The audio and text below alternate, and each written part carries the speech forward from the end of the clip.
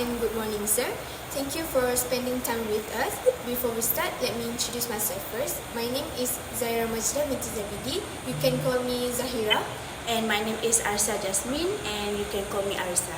Okay, first of all, could you please introduce yourself first with a little bit with your background? Okay. Hi, I'm Christian Swart. I am a dive instructor. I've been diving for 6 years. I'm now assistant manager at a dive center in Malaysia. Okay, thank you, Mr. Stewart, for spending time with us today. Okay, Anytime. Okay, let's move on to our goal for today. Effective intercultural communication is crucial in today's diverse workplace. Cultural difference can lead to misunderstandings and conflicts. So our main focus for today's discussion is to study about the intercultural conflict in workplace. The goal of this study is to investigate the sources and management of intercultural communication conflicts in the workplace. Specifically, we aim to explore the impact of cultural differences on conflict resolution strategies and identify the best practice for promoting effective intercultural communication in the workplace. So, can we move on to our questions? Yeah, 100%. Okay, for our first question, in what situations do you find yourself switching language during a conversation? Usually when it starts getting really busy and like 100 different things are happening all at once, or if I'm extremely tired or agitated, then I do sometimes switch to Afrikaans, or I sometimes switch to Zulu or stuff like that. So it's when too much is happening and I can't think of the correct English words to use at that point in time. I see. Okay, how do you handle this situation where cultural norms are very different from your own? Well, I usually just try and take it at face value, but a lot of the time as well, if something really happens and I'm not too sure on like how to handle it or what's actually meant by it, I do like tend to ask. Yeah, but only if I have like a good enough relationship with someone. Otherwise, I just chalk it up to, okay, it's been a misunderstanding. Let's just try and work around it without paying it too much mind. I see. Can you Yeah. share some idioms or words in your language that are difficult to translate into other language? Well, there's a couple of things like check you later. Like what I usually would say in South Africa was like check you later instead of like see you later or see you at the next point. I also use a lot of the times now, now, and just now, which a lot of people don't know outside of South Africa, which is just like time scale wise, where like now is within the now to next 5 minutes, now is from 5 minutes to about half an hour, and just now is in about 2 hours. And yeah. Yeah, I can see why it's difficult to translate. Okay. Yeah. Moving on.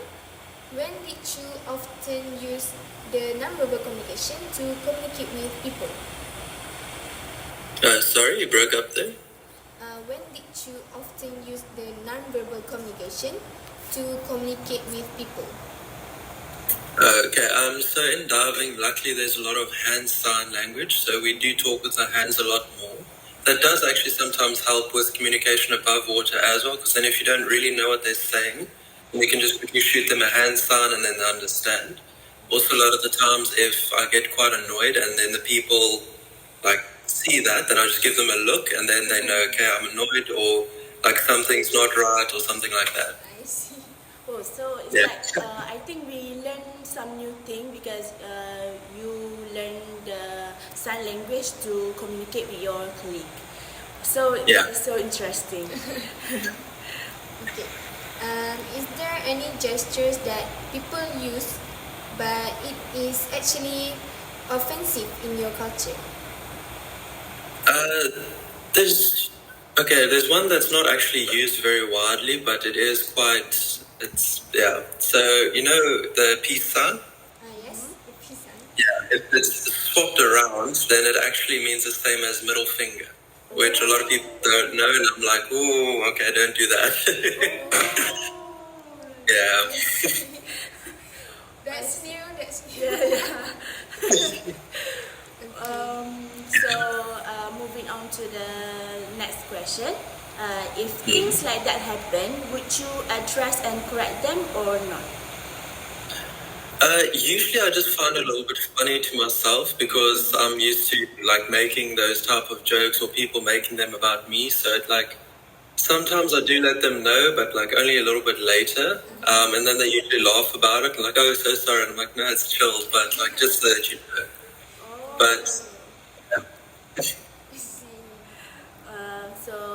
Next is, have you ever encountered any personal or work conflict at your workplace? yes, there has been some like conflict about how like different cultures, because there's also some Dutch people here and a lot of like other cultures. So getting them all to be integrated, because everyone has a different style of talking. Some are more polite, others are like direct, black and white. That is how it is, and that has caused some miscommunication, misunderstandings, and some hurt feelings. So that can also happen. I see. So to overcome that, how do you solve the conflict? Well, usually it goes unnoticed until it builds up a bit too much. Then there's usually a big discussion, just trying to like level the playing field and make sure that everyone understands they didn't mean it that way. That's just how they were brought up. That's how they talk. And like, yeah, they do sometimes apologize for it, and other times we just learn to live with it and just let it go. Just the same as Yes, I think just stay with us. What have you learned from your experience with intercultural conflict? Well, I've learned that because with my diving career, I've been working with like in a couple of different places around the world. There are a lot of similarities between different cultures that I would never have made the connection without actually experiencing it. And then while working with one culture, like you pick up some things, and now working with Malaysians, there's also some cultural aspects there. And then I'm like, okay, they're actually quite similar. So then I just take my experience from that and just like bring it all together, and then it does make life a lot easier.